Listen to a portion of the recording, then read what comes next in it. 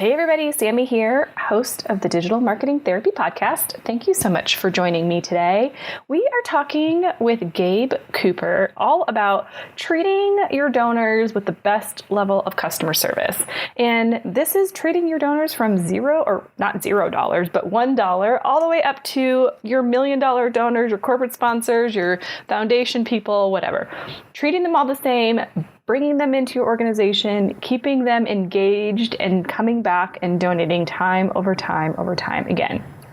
And I know that might seem daunting and overwhelming, but we're going to talk about some ways that you can automate your systems, that you can create processes, that you can encourage your team and kind of really build a strong base of loyal donors that you can rely on month over month over month. Gabe Cooper is the founder and CEO of Virtuous, a responsive CRM and marketing platform helping nonprofits build lasting relationships with their donors. He is also the author of the top-selling book, Responsive Fundraising, and co-host of the Responsive Fundraiser podcast. After serving in a leadership role at a larger nonprofit, Gabe went on to help build a series of successful software products in the nonprofit and for-profit sectors. His team's products have been featured in Wired, USA Today, New York Times, and Apple's WWDC. His drive stems from passion to create market-defining software and help charities reimagine generosity. So much good stuff in this episode. We did talk a little bit about software and all of that, but it's really a lot about how to treat your customers, how to treat your donors like customers, and how to keep them coming back for more so that you can have a stronger foundation, so that you feel like you can breathe every month, like you know what money's coming in the door, and you can continue to make the amazing impact on the communities that you serve. So I really hope you enjoy this episode. But before we get into it, this episode is brought to you by our free guide, 9 Ways for Nonprofits to Make More Money Online. So I hope you'll check it out at thefirstclick.net/fundraise. You can download it and check them out. Pick the one that's going to give you the quickest win right away and just keep on moving. So again, that's thefirstclick.net/fundraise. But for now, let's get into it. You're listening to the Digital Marketing Therapy Podcast. I'm your host, Sammy Bedell-Mulhern, and each week I bring you tips from myself and other experts, as well as hot seats with small business owners and entrepreneurs to demystify digital marketing and get you on your way to generating more leads and growing your business. Please join me in welcoming Gabe Cooper to the podcast. Gabe, thank you so much for joining me today. Yeah, absolutely. Thanks for having me. Of course. So I find that people that work with nonprofits do it because they have, either some story or they have a passion behind something that they did or supported in their early days of their career, or maybe when they were kids. So getting involved in nonprofits, how did that happen for you? Yeah, it's a great question. I was a software developer kind of during the first .com boom. And when everything crashed, I had this existential crisis, like I wanted to create good in the world. And so went to work for a nonprofit and worked in nonprofit for a few years, and then have spent the next, probably 10 years after that building custom software for nonprofits. And so there's definitely some causes that I'm very passionate about personally, but for me, it's really more about increasing global generosity. So I believe pretty strongly that generosity, giving your time, talent, social capital, money to nonprofits has the ability to create good in the world. And I think we all kind of believe that. That's why we're here. But the other thing I believe it has the ability to change the heart of the giver. Yeah. It doesn't take about a day watching the news lately before you realize people are just a little bit selfish and self-centered sometimes, but there's nothing like generosity to make you think about others before yourself. And I love that part of the nonprofit space. That's so good. Yeah.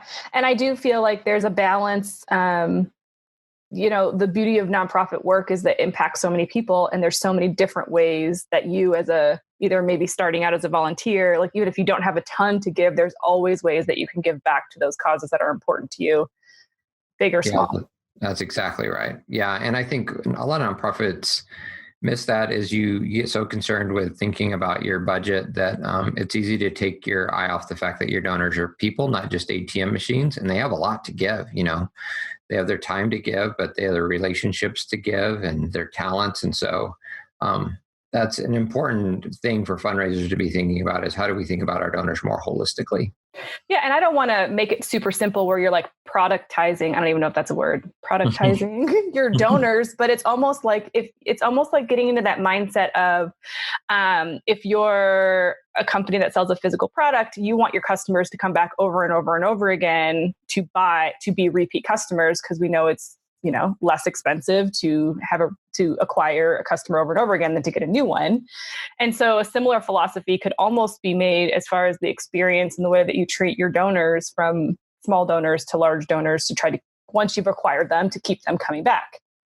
Yeah, absolutely. I mean, it's so critical. I think sometimes as nonprofits, we can just focus on how do we get new donors, but right now in this country, 76% of people that give a single gift to a nonprofit will never give to that nonprofit again. And the average nonprofit turns out 50% of their donors every year. Wow. If you're in the business, high? Yeah, it's that high.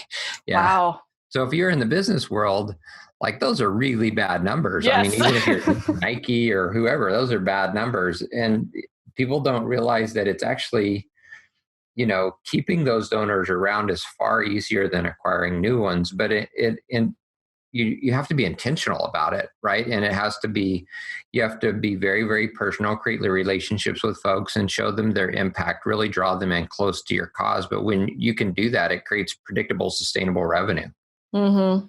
And predictable, sustainable. I mean, we've talked about this in other podcast episodes, but the easiest thing that comes to mind with that is creating, avenues for people to have monthly recurring automatic donations coming to your organization.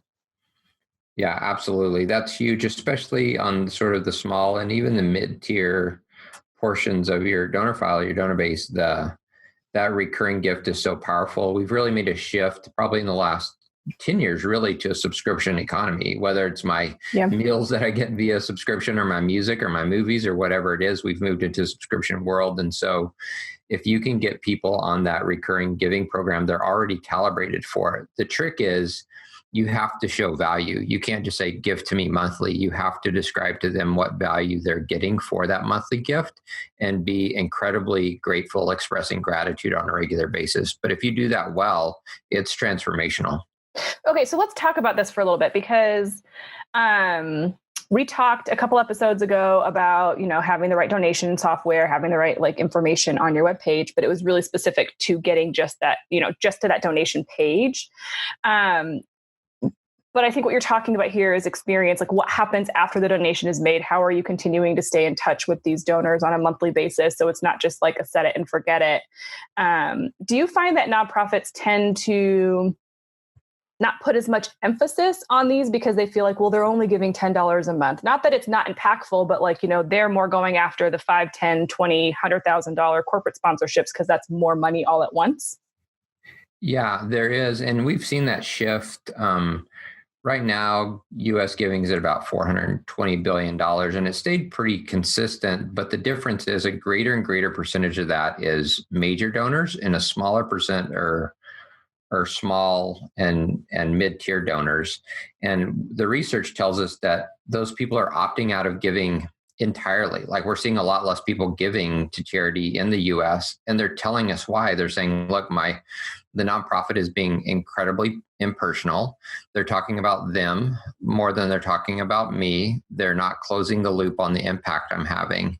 And so I think nonprofits have taken that group for granted, but those are your bread and butter, right? I mean, that creates predictable, sustainable revenue. It's not so up and down. You're not worried about how you're going to get the next major gift to meet your budget. You have this faithful army of folks. The other thing about that $10 a month donor is that's the guy or gal that won't shut up about your cause, right? That's your hands and feet in the community and your megaphone. Yeah, maybe they're only giving $10 a month, but they're telling all their friends and family. And so now you have an army of people that are advocates for you. And so that gets lost in the mix as well. And I think if we think about those donors as individual, I mean, okay, we should think about them as individuals, but if we think about that donation as an individual donation versus the power of, if I have 100 people donating $10 a month, I have that revenue every month versus, like you said, if that one corporate sponsor, their budget changes, or that foundation, and you don't get that grant, that's a huge hole. And so, yeah, like you said, the army of pulling in a bunch of those small monthly donors can make a huge impact on your monthly financials. But then I think it leads to, okay, well, I don't have a staff, or I don't have a team, or I don't have the right resources to do what you said was missing, the closing the gap on how do I make sure people feel connected to my organization still? If we only have 1 or 2 team members, like, how do I support that many donors? Yeah, it's a really good question. And I think we always talk about, you want to treat all of your donors like they're major donors. And by that, we know that, let's talk about your top 50, 100 donors, exactly who they are, what they're interested in, what their kids' names are, what their dog's name is, right? So, yep. But logistically, like you said, on a small staff, it's so hard to do that for the next 100,000, 10,000 donors. But I think in 2020 and beyond, what we have to recognize as nonprofits is technology allows us to do that in different, better ways than we've done in the past. So my joke is always Amazon. If I jump onto Amazon this afternoon, I have 5 kids. And so Amazon's going to tell me magically, you need to reorder socks, or you need to order this princess movie. It knows everything about me. It's the craziest thing. Yep. Well, it's not like Amazon has a staff member that's like, Gabe's account executive that follows me around everywhere. They're using big data combined with technology to create a more personal experience for me, but it's not like they're hiring staff for it, right? And so as nonprofits, we have to begin to think about, how do we leverage technology well, even if we're small, like 1 or 2 staff members, how do we leverage technology to create that personal experience so it doesn't suck up our staff time? Yeah. And so can you give us some examples maybe that you've seen of how people have leveraged, because the other thing is automation sometimes can feel cold. Yes. So do you have some examples of ways that you've seen automation work on a personal level, with donors, that just makes them feel special and like it's about them and not necessarily about the organization? Yeah, it's a really good question. I'll give you a couple things. One is that there's an organization called WOTC, and I wish I could show the email in the podcast. It's a brilliant email. But if you give a first-time gift to WOTC, they deploy doctors into underserved, like third world countries around the world to provide medical care primarily to kids. And so your email that you get back after you give the first time, it says it'll say Gabe, meet Peter. Peter's a doctor on the ground at Guatemala. Here's a picture of him helping Estella.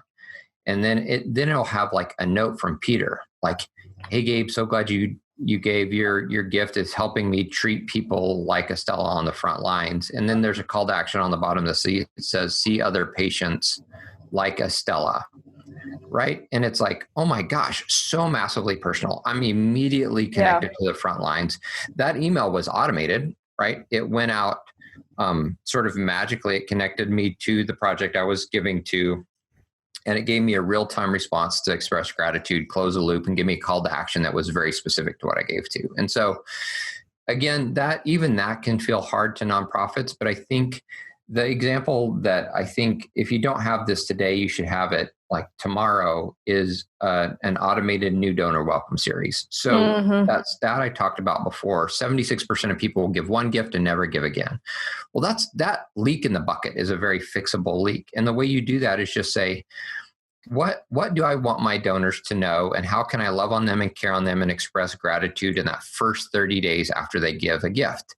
And then you automate 3 emails, 1 postcard, and you can actually automate postcards to go out without your team ever touching the stamp, and then prompt somebody on your team to give that new donor a call, right? And so the call portion of it is that it's a higher touch portion, but because you have a system telling you, hey, this person just gave a first gift, you should give them a call.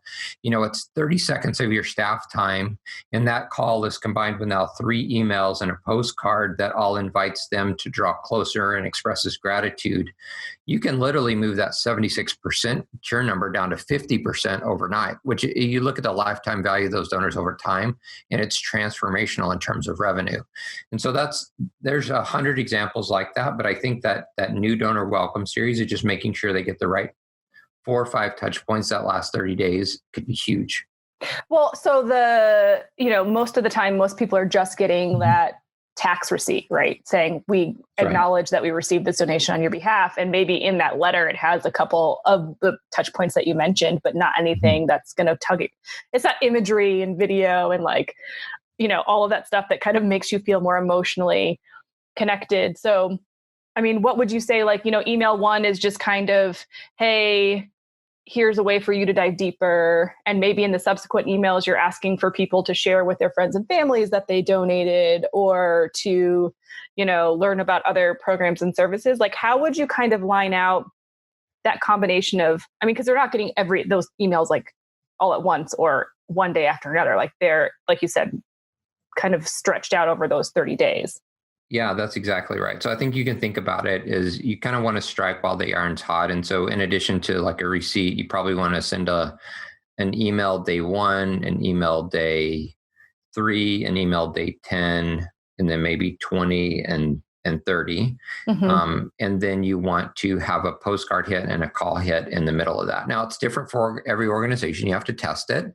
But a couple things about that.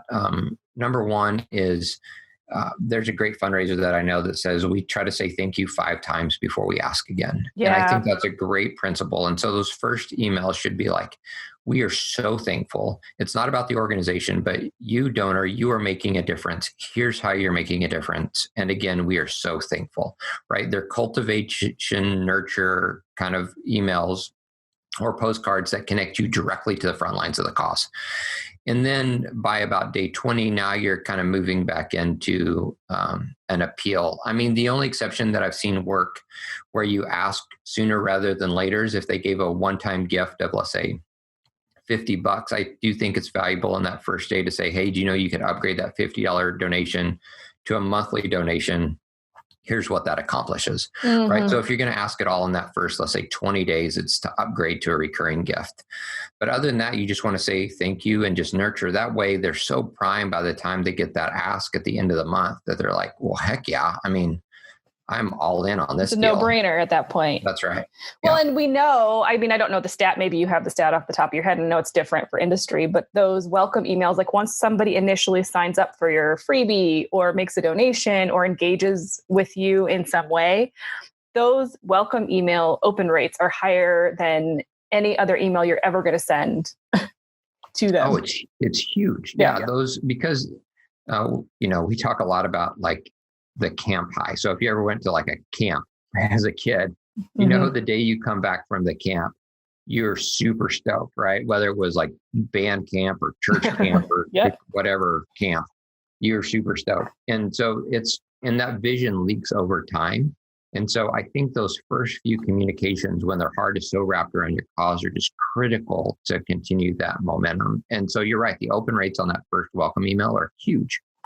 Yeah. So again, just another way to stop that leak from your donor bucket. Yeah. By engaging. Yeah, that's exactly right. Okay. So go ahead. Go ahead. I was going to say a lot of times the nonprofits just don't do the math. They're thinking of, well, that was a $50 gift, as opposed to if I could move my retention rate for those first time givers by even 10%, if I do the math over 3 years for the lifetime value of those donors, it ends up being sort of multiple major donors. The value of just those touch points in that first 30 days transforms revenue for the next 3 years. Yeah. Do you think not donors, do you think nonprofits do enough work to understand? I do feel like nonprofit is different than for profit, but the business model is almost very similar. Yeah. And so understanding your average number of donors per customer, which would be like average number of transactions, like your average lifetime value, your dollar amount per transaction, like all of those things can really help monetize or figure out these smaller donors and like what impact they're having on your organization and how spending a little bit of time on that can actually drive more revenue as opposed to, your team spending months and months and months and months hoping to close one $10,000 sponsor. Yeah. And I think as nonprofits, we have I think it's important to understand how your organization grows, to understand those metrics, like your first to second gift retention, your ongoing retention. And so, because by understanding those, it can change the landscape of your giving. And so I think it's critical. And a lot of nonprofits don't. The ones that we talk to, even larger ones, you say, what's your retention? They're like, I'm not sure. And so and you explain, well, do you know if you move the needle on this by 5%, it, can mean another $1 million over the next 2 years. Right. Oh my gosh, that's huge. And so, but I also think we have a sort of a stewardship responsibility to our donors to be more responsive, right? So these people are giving their hard-earned money and time. They care deeply about our cause. And so I think we have sort of an obligation to draw them in close, to be grateful, to treat them well, to have those appropriate touch points. And so there's kind of that piece of it too, if that makes sense. Yeah. Well, and that leads me to, do you kind of find that maybe part of the reason why donations in this country are going down at the smaller amount is because people have less faith in the integrity of organizations and the fact that those dollars are actually going to go and support what they intend to support? Yeah. Yes, that's huge. And so, in sort of the research and looking at this that we've done, we see two vectors, and there's a lot. It's a complex problem, but there's two big ones that we see, and one is sort of the erosion of trust in large institutions. So if you look outside of the nonprofit space and you look at people's trust and faith in the government, people's trust and faith in big corporations, we just sort of have an eroding trust problem. Right. But the nonprofit space hasn't helped themselves here. So you look at like the handling of Haiti or other big crises in the last 10, 15 years, 20 years, people don't trust big institutions the way they used to. And then big institutions aren't helping because we're just like sort of sending out pray and spray direct response marketing that's talking all about the institution and not drawing the donor in. But the other thing that's happened, I think, in the last 15 years is all of our communications from our favorite brands have gotten hyper personal. Like, I was on Instagram earlier, personalized to me. Netflix is personalized to me. Amazon, Disney, what I eat, how I work out. It's all personalized to me. I popped over my Strava app before I jumped in, all personalized to me. And the nonprofit space hasn't crossed this chasm yet. So most nonprofit communication is all impersonal. Like we send the same newsletter to everybody. Like Nordstrom is never going to send the same newsletter to everybody, right? No. They're going to send something hyper personal. And so I think the combination of those two, like donors want a personal connection from their cause. Giving is deeply personal. And when they don't get it, they're kind of like, I'm out. I expect more. Yeah. For sure.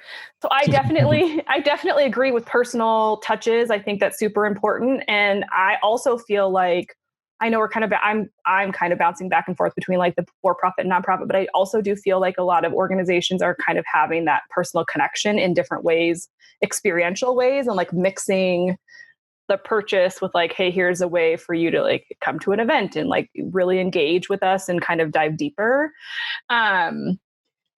But I guess, if I'm listening to all the things that we're talking about here and I'm a nonprofit and I'm thinking, okay, there's no way that I could pull all this together. Like, I'm not going to send individual emails to all these people. Like, how do I manage all of this? And, as you mentioned, you have a background in software development. So, do you have some kind of software? I know you have platforms that you like to use, or kind of ways that you would like to encourage nonprofits to kind of start to get into the mix to be able to start to set up some of these basic things that are going to happen automatically on their own?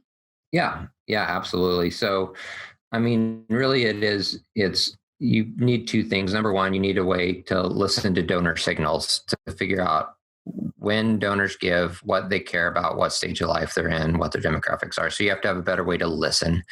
And then you have to have a way to connect at scale. And so the listening part from a technology point of view is just like a CRM, but a CRM that's connected in with like third-party data sources like wealth data, that's connected to social media, that really knows how to provide like a holistic picture of your donor. It's connected to people's email opens or email visits or email opens and clicks and website visits.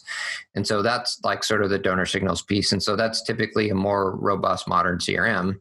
And then on the other side is marketing automation. So you're absolutely right. With two people on your staff, you can't respond to everybody personally. It's just, you're already underwater. But really, marketing automation is the thing that would allow you to automatically send those communications or even prompt the right phone call from your team, right? So marketing automation is just a tool that sits in the background and spins and waits. It says, oh, somebody just gave a first gift. I know I have to send this email and then wait a few days and send this email, then wait a few days, send this postcard, then wait a few days and prompt somebody on my team to give them a call. Right. And so that automation piece is really what saves your staff time and creates that personal connection. So our platform, Virtuous, I mean, I'm CEO of that company. We do all of those things through our platform. I'd say if you're tiny and you can't afford that kind of holistic solution today, I get it. I would even just, let's say you're a $100,000 a year nonprofit. You got one or two staff members. Just jump into MailChimp or whatever tool you're using today and try to cobble it together the best you can, but at least take the first steps. Like that new donor welcome series that I talked about, that is a great first step of somewhere you can start today that'll produce great value. Well, and I don't know a nonprofit really. I mean, like I feel like a donor CRM is the first thing that nonprofits really invest in from a software standpoint, because you have to, right? Like from tracking who's showing up to events and whatnot. And so it could just be taking a look at the software that you have and just seeing if they have a marketing automation piece to it that you can add on, or maybe, if this is a strategy you want to go to, with really treating these smaller donors as your kind of bread and butter, like maybe it's just a matter of taking a look at other software programs that are out there that will allow you, like yours, that will allow you to kind of have a more robust all-in-one system. But yeah, I agree. Email marketing software right now is so amazing. Like we're working on an automation right now for a client before people donate. So it's literally, if they hit certain pages several times, we know they're interested, then they get like an informational email that says, hey, we've noticed that you've been looking around here. We'd love to make sure you have this information so you can understand yada, yada, yada. And then the automation just kind of carries through. Once they make a donation, they're done. But it's a way to capture people that you would have never been able to capture before, to just get them moving closer to making that donation. Yeah. And some of that stuff is actually easier than it sounds. Like in our system, we have like a tracking pixel similar to HubSpot. But if somebody bails on a donation page, we can send them an email the next day that says, hey, you want to jump in and complete your donation. And that's like a great revenue generator. Or we'll have ways to say, if somebody keeps visiting, like if you do malaria and water and they keep visiting the malaria pages on your website, like automatically tag them as interested in malaria. So the next time you have a big malaria campaign, I'm going to send them that information. Email. And, the other one too that we're doing that's super fun is like shifting the gift array. So this one can be a little bit harder for smaller nonprofits, but as you get larger, it's huge for average gifts. So every single donor that comes to the website, they see a different gift ask based on how much wealth they have or what they've given before. And so one person might see a gift array of, hey, give a monthly gift of 30, 50, 100. But the next person who shows up, if we know their net worth is, $100 million, they're not going to see a gift array at all. We want their imagination to go wild. So we just show them an empty box. And so some of this stuff it sounds complicated, but at the end of the day, a lot of these tools are built to do this out of the box. And it provides so much value that it's worth the time and elbow grease at the front. Well, it starts with the initial data collection that's inside the CRM, right? And then That's right. connects to people. So then can you do the same with predictive, content in emails as well? So maybe you're sending the same campaign ask, like for your annual fund or something, to your entire list. But based off of their history with you, their specific ask in that email is adjusted as well. Yeah. So adjusting the ask in the email is a huge one, but even segmenting your list by persona. So Right. if you're an org and you like these three types of donors typically give to us: college students that are activists, stay-at-home moms that talk about us all the time at the park with their kids, and this other group.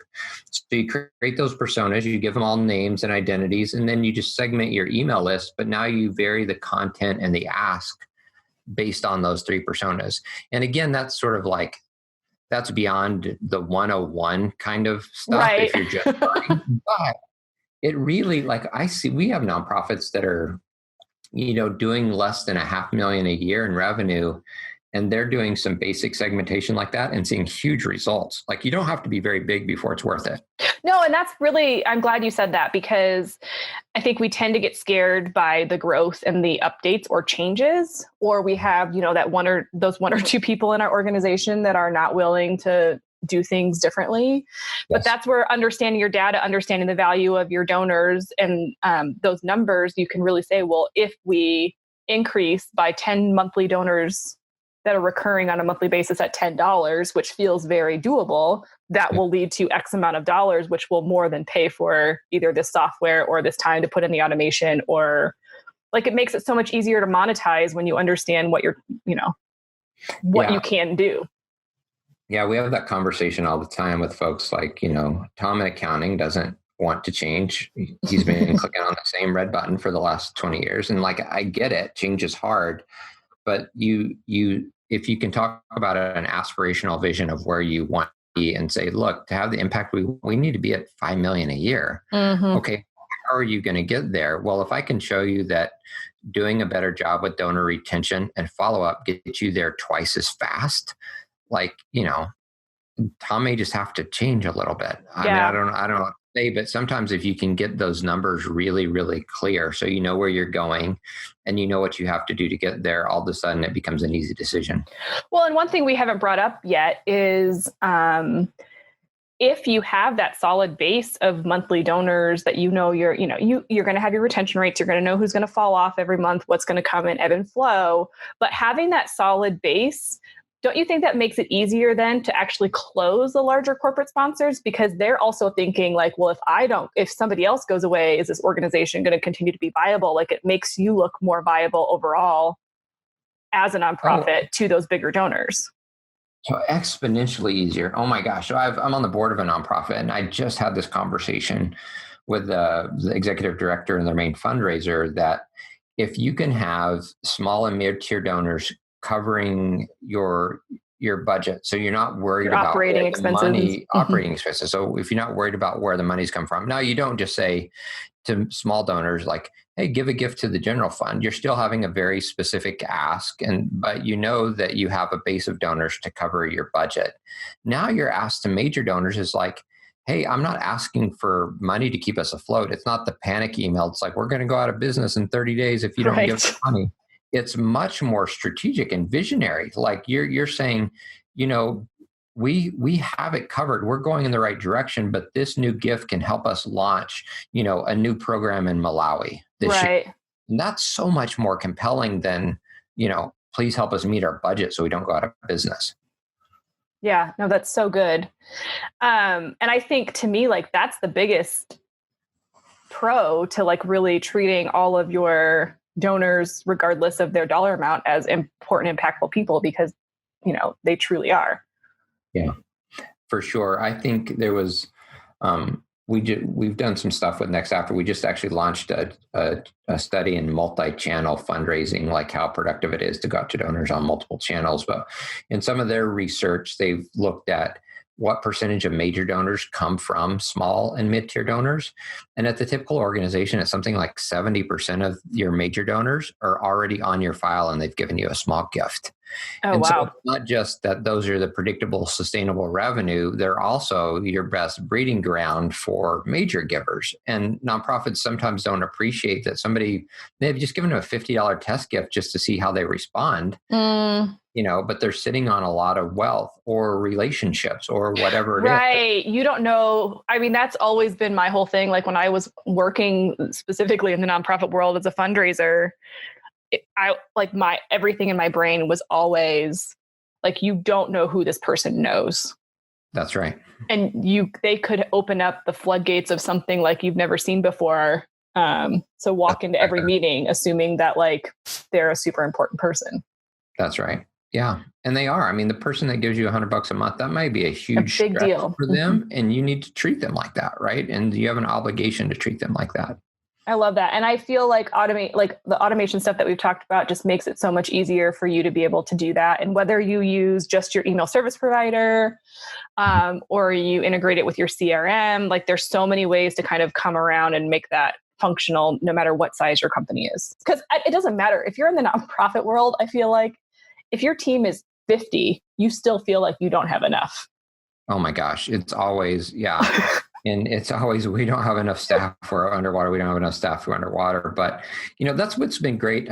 I say great about COVID. Nothing's been great about COVID. But I think that some nonprofits, because all their galas got canceled and they're kind of stuck at home for the first time, they're thinking about, what systems do I need to put in place to save us time and draw our donors in closer? Like this whole gala thing is not going to work the way it did in the past. Right. I can't just rely on the same 10 major donors anymore.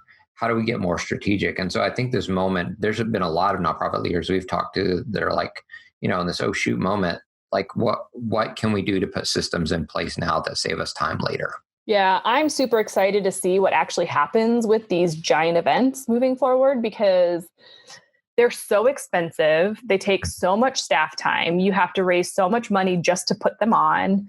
Yeah. And so I'm really, it's been fun to see the creativity that's come out of organizations as they've tried to kind of just maneuver through what's happening right now. Like we did an episode I'll link it up in the show notes, but we did an episode a few weeks back with a United Way fundraiser where they auction off Christmas trees. Yep. And they're like, how do we do this? And so, they're doing some really cool things with how they're going to set it up and the way that they're going to make it virtual. But I'm excited to see now if some of these giant events go away and how much more money that's actually going to bring into the organization because it's freeing up so much more time and expenses in your budgets to be able to kind of maybe invest in some of these things like automation that you can track so much easier.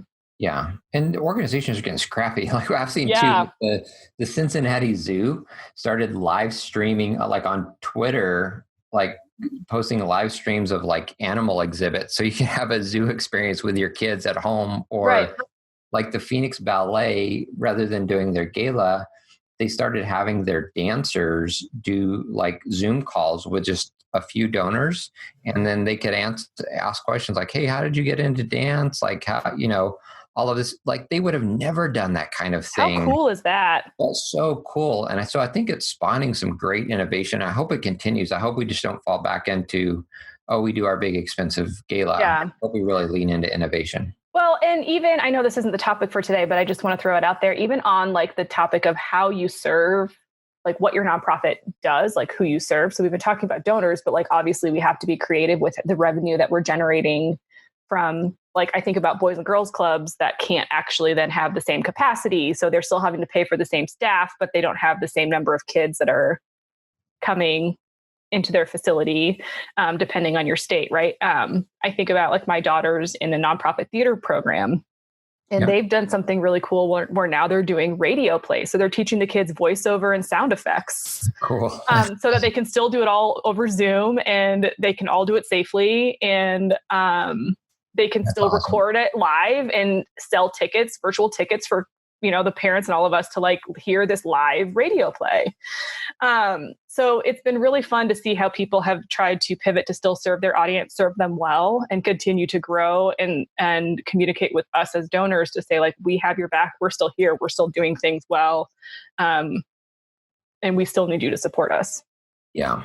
Yeah. And I think a huge part of that you kind of alluded to there is in order to do that, you have to know your donors. Yeah. Especially in COVID, you have to know, are they panicked? Are they worried? Where are they at emotionally? What are they most interested in? Like, what would they like to see from us? What adds value?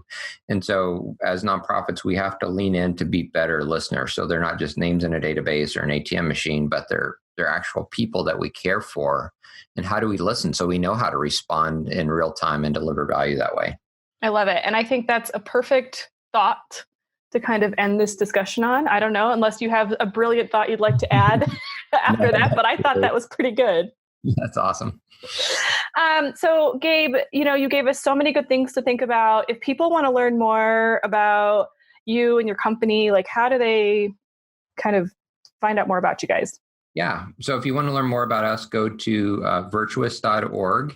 And some of the stuff we talked about today, just click on what is responsive on the website or go to virtuous.org/responsive. There's actually a responsive fundraising playbook there with 28 plays. So kind of like I talked about with the New Donor Welcome series, there's that one, but there's 27 more just like it in there. So if you're trying to lean into this and get better at it, that's a great place to start. That's awesome. And we will link all of this up in the show notes that you guys can get at thefirstclick.net/podcast.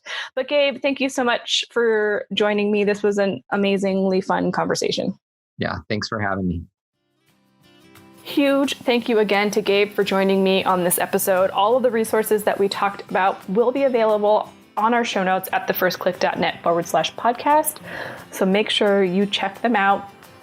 I would love to hear from you how you're going to automate or how you're going to love on your donors and give them some good feelings, good vibes. If you're going to write a welcome sequence, whatnot, but make sure you check out Gabe's download on that for sure in the show notes. For now, I hope you will subscribe wherever you listen so you don't miss out on a single episode. And I look forward to seeing you in the next one.